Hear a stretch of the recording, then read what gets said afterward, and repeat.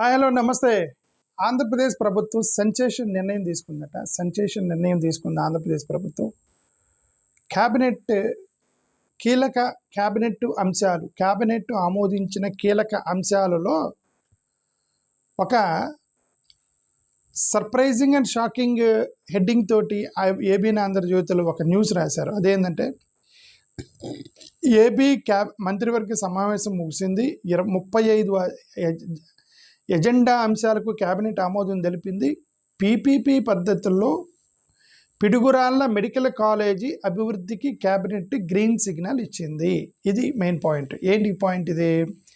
Piduguralla medical college ఏమంటే PPP మీద medical కాలేజీల మీద రోజు గొడవ జరుగుతుందిగా. ఇప్పుడు ఏం దీని మీద అంత గొడవ అంటే, ఇప్పటి వరకు ఇచ్చిన 10 కాలేజీలు పీపీపీ కాలేజీలు అన్ని స్టేట్ గవర్నమెంట్ కాలేజీలు అయితే, ఈ పిడుగురాళ్ళు అనేది centrally sponsored college.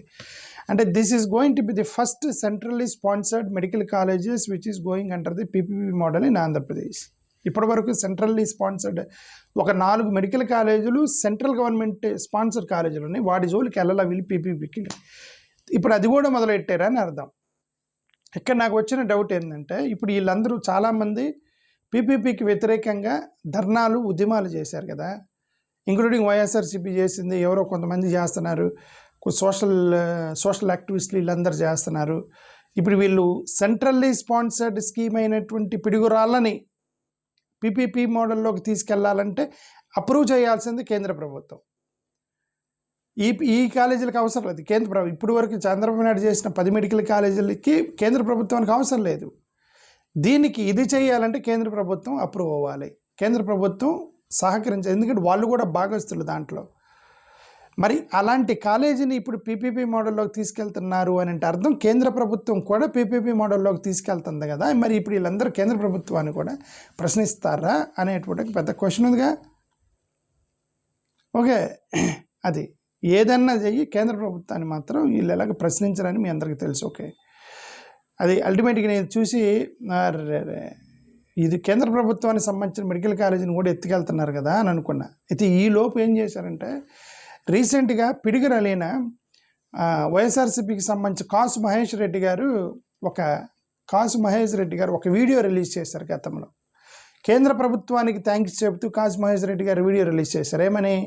Jaganmohan Reddy గారి ప్రభుత్వంలో పల్నాడు ప్రాంతంలో ప్రతిష్టాత్మకంగా పిడుగురాళ్ళ బ్రాహ్మణపల్లి వద్ద మేము నిర్మాణం చేపట్టిన ప్రభుత్వ డాక్టర్ వైఎస్ఆర్ మెడికల్ కాలేజీ హాస్పిటల్ను ప్రైవేటీకరణ చేయకుండా తిరస్కరించిన కేంద్ర ప్రభుత్వానికి కృతజ్ఞతలు తెలియజేస్తున్నానని మన కాసు మహేష్ రెడ్డి గారు చెప్పారు. ఓకే, నేను ఈ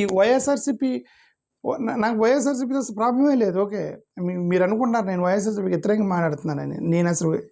నేను ఒకటే నాకు అనుమానం వేస్తుంది ఏంటంటే, వైఎస్ఆర్సీపీ వాళ్ళు కేంద్ర ప్రభుత్వాన్ని ఎందుకంత పొగుడుతారని నాకు అనుమానం.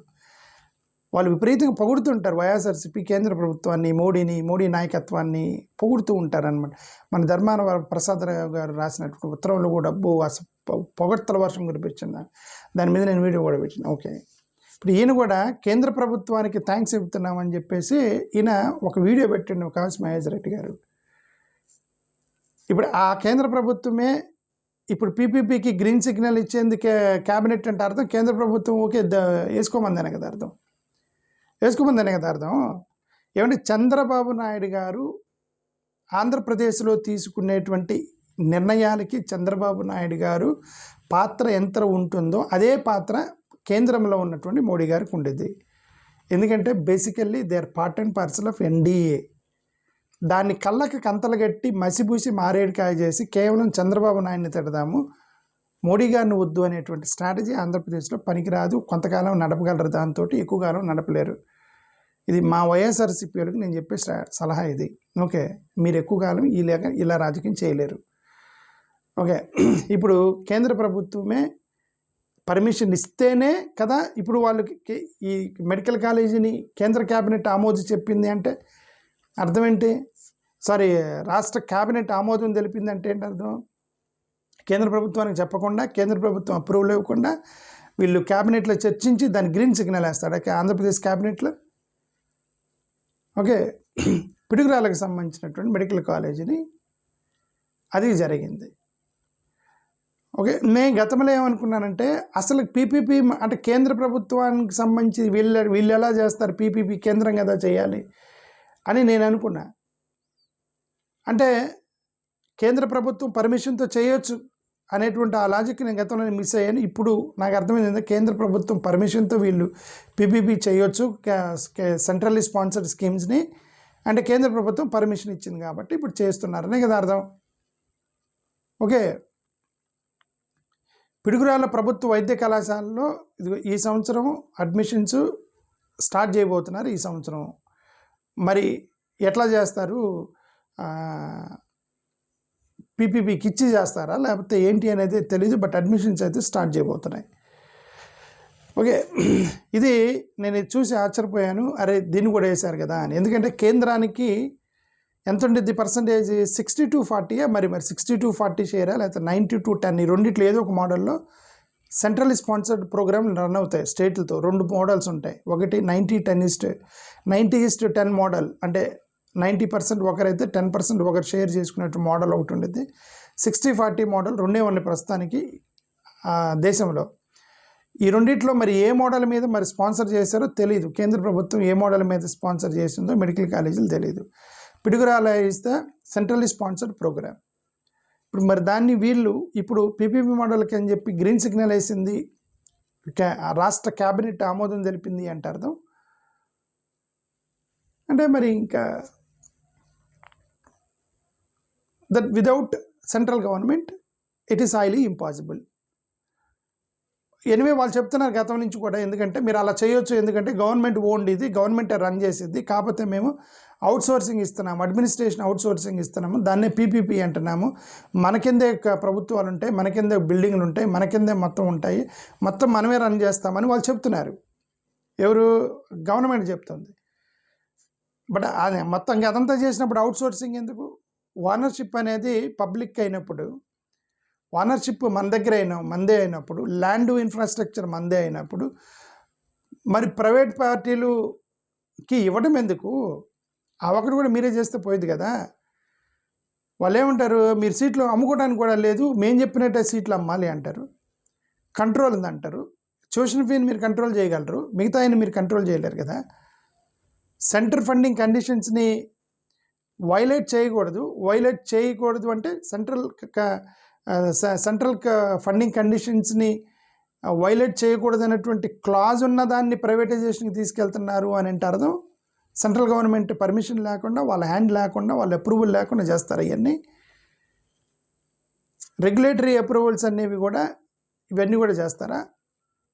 ఓకే, వాట్స్ అంటే స్టేట్స్ చేయలేనివి ప్రైవేట్ వాళ్ళు ఎలా చేయగలుగుతారు? ప్రజాసేవ మీద ట్యాక్స్ కలెక్ట్ చేసేది గవర్నమెంట్ అయినప్పుడు ప్రైవేట్ వాళ్ళకి ఇచ్చేసి ప్రైవేట్ వాళ్ళు ప్రాఫిట్ మీద పనిచేస్తారు. ఇప్పుడు అసలుకి విద్య వైద్యం అనేది ప్రజల చేతుల్లోనే ఉండాలి, ప్రభుత్వం చేతుల్లో ఉండాలి అనేది article 282 centre can impose conditions on health and medical అని ఒకటి ఉంటుందండి. దాని మీద హెల్త్ అండ్ మెడికల్ అని గతంలో సుప్రీంకోర్టు జడ్జిమెంట్లు ఉన్నాయి. ఇది central government can control health and education privatization. Central గవర్నమెంటే ప్రైవేటైజేషన్ చేస్తున్నప్పుడు ఇక రాష్ట్రాలు విచ్చలవిడిగా పనిచేస్తాయి కదా, ప్రైవేటైజేషన్ వైపుకి వెళ్తాయి కదా. అది capitalist ideological running the states. దీన్ని మనం ఇక్కడ మోడీ గారు మంచోళ్ళు, మోడీ గారు అట్లాంటి ప్రైవేటైజేషన్ చేయరు, చంద్రబాబు నాయుడు దుర్మార్గుడు అని మనం ఎంతకాలం చెప్పినా ఇక్కడ ప్రజలు నమ్మరు. ఎందుకంటే కొద్దిగా అప్రోచ్ మనం మార్చుకొని నిజంగా ప్రజాక్షేమం కోసం మనం కొట్లాడి నిజంగా ఇది తప్పు, పీపీపీ తప్పు అని అనుకుంటే అది ఎవరు తప్పు చేసినా మాట్లాడాలి. అది నా ఉద్దేశం. Okay,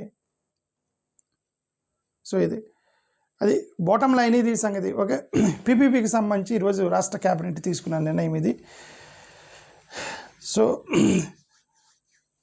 ultimately that's what I want to say. Thank you, నమస్కారం.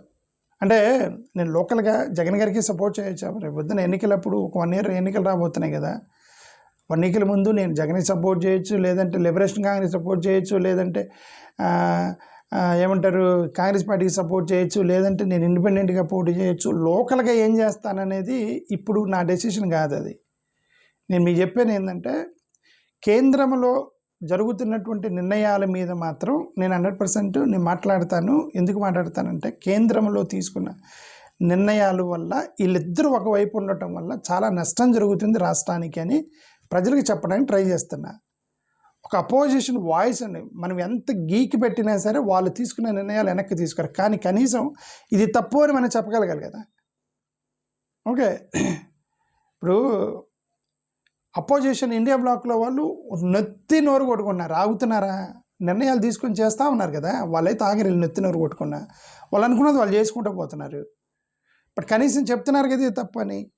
ఆంధ్రప్రదేశ్లో కేంద్రం చేసిన తప్పులు చెప్పే వాళ్ళు ఆంధ్రప్రదేశ్లో లేరు, అది నా ఉద్దేశం.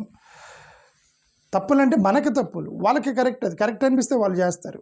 ఇప్పుడు వాళ్ళ ఐడియాలజికల్గా వాళ్ళ క్యాపిటలిస్ట్ మైండ్ సెట్ ఉండేది కాబట్టి ఈ పేదవాడు వీళ్ళందరూ కాదు, వీళ్ళందరూ తలకాయ ప్రిపే అభివృద్ధి రాదు, పెద్ద పెద్ద బిల్డింగులు, హైటెక్ బిల్డింగ్ రోడ్లు, పెద్ద పెద్ద కారులు ఇవన్నీ రావాలంటే ప్రైవేట్ వాడే వేస్తాడని చెప్పి వాళ్ళు నమ్ముతారు దాన్ని. అది వాళ్ళు నమ్ముతారు కాబట్టి వాళ్ళది రైట్, అది వాళ్ళు అనుకునేది రైట్. దానివల్ల ప్రజలకు నష్టం వచ్చిందని మనం నమ్ముతాం కాబట్టి పేదలకు నష్టం జరిగింది, ఎస్సీ ఎస్టీ బీసీలు ఉద్యోగాలు కోల్పోతారు, రిజర్వేషన్స్ పోతాయని మనం నమ్ముతాం, కానీ మనకి తప్పు అనిపించింది. నా ఉద్దేశం అది. థ్యాంక్ యూ, నమస్కారం.